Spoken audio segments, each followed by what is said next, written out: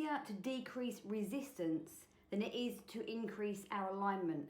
Now, the law of attraction and manifestation techniques teach us to focus on the things that we want, align with this future vision, but that actually increases resistance because it activates our limiting beliefs. And that's what we're talking about in this episode of the Your Rich Life podcast. So if you're ready, let's dive straight in. So today I want to talk to you about why you need to start focusing on releasing, reducing, minimizing the resistance that you have to manifesting your dreams. And I know it seems weird because you think, you really want something and we want to make it manifest. Why in God's name would you have resistance around it? And that's what we're going to unpack today. Now, if we know that actually focusing on the thing activates and agitates our limiting beliefs, therefore increasing the resistance that we have to make that thing a reality, doesn't it make more sense to focus on removing the barriers rather than executing and using up excessive energy attempting to navigate around them? So if you keep focusing on that desired outcome, not only does it not happen for you, but you end up feeling really crappy in the process because you feel like you're doing all this work. You feel like you're spending so much time and intention and attention on making this thing a reality, but it doesn't happen. But apart from that, it's just a complete waste of time and effort. Doesn't it feel so much better to give yourself permission to just let that go? Let's try an example of that now. I just want you to think about something you've been working really hard for, maybe for a really long time, an outcome that you've really wanted, and you can see the vision in your mind or you can feel it in your body. You know that this is something you really, really want and you just don't have it yet. And I want you to feel the weight of that, the heaviness of that, the dragging, the resistance of that. It's like, have you ever tried running with a sledge or a parachute attached to your back? Maybe you've tried to do a long walk or to do a run with one of your kiddies on your back. And eventually they get really, really heavy, like your lungs burn and your legs burn as you're trying to maintain momentum, but you're dragging this weight behind you. Well, that's exactly the same as the things that happens when you're striving towards this outcome, but you're carrying this huge amount of resistance with you. So just put the weight down. Imagine yourself right now, after a long walk holding one of your kids, putting the kid down on the floor. Imagine releasing yourself from the sledge. Imagine taking that heavy backpack off and immediately feel how you suddenly feel weightless. You might even sort of feel like your limbs feel really light and airy. You may get this sense of relief as you've let that down. You may suddenly feel lighter than you've ever felt before. And that's the sensation that you're going to start to create for yourself when you focus on releasing the resistance around the dreams, the outcomes, the goals that you want, rather than keep focusing on the outcome and automatically increasing that amount of resistance. Now, there's one thing that we all do that automatically creates resistance when we're not in awareness of it. And that is, it's how we define things. When we have a definition of something, it creates judgment.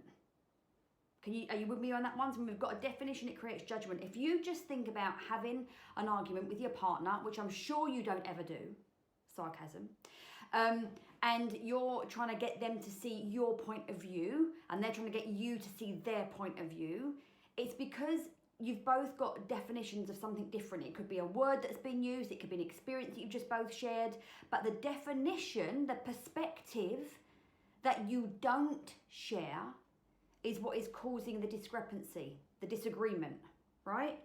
So a definition creates judgment, and how we judge things is going to generate specific emotions for you because of the feeling states associated with it. So I want to give you some examples, and I'm going to use examples specifically that would be relatable to your business. Let's just imagine we're saying, that's too expensive. Okay? So how do you define expensive? Does your ideal client, does your community have the same definition of expensive, or are you superimposing your money crap onto them? Would it be too expensive if you guaranteed it would double your income next year? Is it expensive in comparison to what? You see, we've got a definition and we've globalized it, and now every time we receive information that agitates this belief about money and investment and expense and sales and it's filtering through this bucket of files that we have, and we're churning out the same old belief systems. What about working hard guarantees success? Fine, let's go there. What does working hard look and feel like to you? What's your definition of success? Because your definition of success will be very different from mine. And here's where I want you to stop defining success by the insta-pretty things that you're seeing on social media. Define success for yourself and know that your definition of success will grow and evolve as you develop greater sense of self, greater sense of purpose, and you drop the limiting beliefs that are holding you back. Now, when we talk about working hard guarantees success, that's really like going out to the desert and planting a load of grass seed and tending the grass seed and trying to water it with a watering can and being there for days and days and days on end and expecting the grass to grow. You've worked really hard to make the grass grow. It's not growing in the desert, or very unlikely, right? It doesn't mean that it will work. And if working hard guaranteed success, then why do most entrepreneurs, why do most small business owners work hard and still either under-earn or fail? And in fact, over a period of time, around about 80% of small businesses will fail. So does your definition of working hard and success, does that serve you? No, it's a definition that's causing a judgment and it's causing action. Let's go to another one. I love this one. I really struggle to get things done and get things out there because I'm such a perfectionist. Really? So are you a perfectionist when you go to the toilet? Clearly you are choosing to be a perfectionist. Now I know that sounds a little bit like sarcastic, but this is the way sometimes we have to use our language to question what we're telling ourselves. Often we just hear this conversation in our head and we don't question it, we just act from it without that level of awareness. So you're choosing perfectionism. And then I'm going to ask you, well, what defines perfect enough for you? And how do you know that your audience will agree with that level of perfection? Are they going to experience it and see it in the same way as you? And how do you know that to be true? So I hope that has helped you to understand that your definitions are causing judgment, and this is where we get this discrepancy. It's where we get the internal disagreement with, like, when we know our higher self reality, but we've got this internal drive going on. And your definitions are coming from your unconscious model of the world. Make sure you go back and listen to episode number 62 where I go much deeper into that and the frames that we put around things. So your definitions come from your model of the world, which is mainly unconscious, and they are creating roadblocks. They're creating resistance. If we can learn how to change our definition, instead of roadblocks and resistance, we get doorways and highways. Right? We start to open up doorways of opportunity. We see things we couldn't see before, and now we start to move more quickly because we're removing those roadblocks. So the key to decreasing your resistance, or at least one of the keys, is to challenge your definitions. Be committed to not acting from your programming. Remember that most things are not a truth. In order for something to be a truth, it has to be something that is universally true. I always use the example, 2 molecules of hydrogen, 1 molecule of oxygen is a molecule of water, right? That's a universal truth wherever you are in the world, that's it.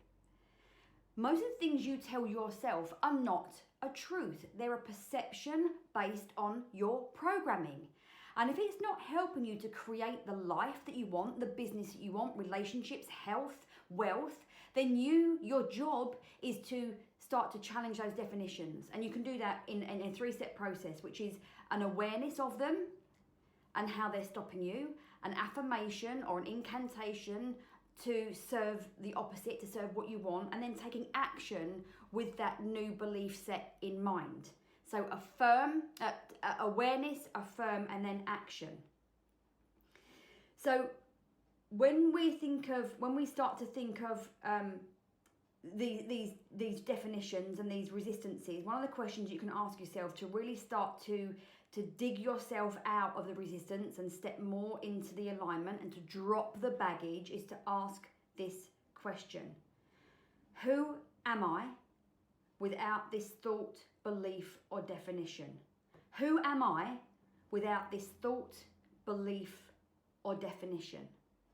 Because that will create this amazing instant thing in your mind where you start to create a new portal of possibility. You're now starting to see beyond that definition, and it starts to draw you towards something else. Now, as I wrap up this episode, I want to let you know that these definitions, where it often creates a fear, a limiting belief, right? So we have this definition, it's creating some kind of fear for us, some kind of limiting belief that's holding us back, but it's always been created from a place of safety.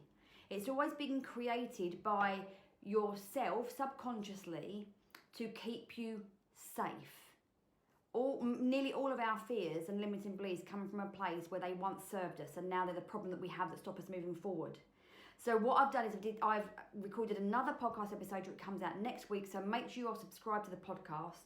And I'm going to talk to you about the 4 fears, the 4 primary fears that we all have, and what you need to do to overcome them so you can step into your rich life. You can create that business that gives you the financial freedom and independence and time freedom that you want, and make the money that you want.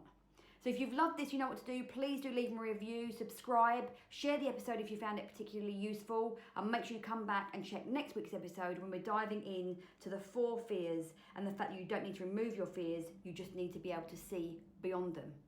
I will see you again in the next episode of the Your Rich Life podcast.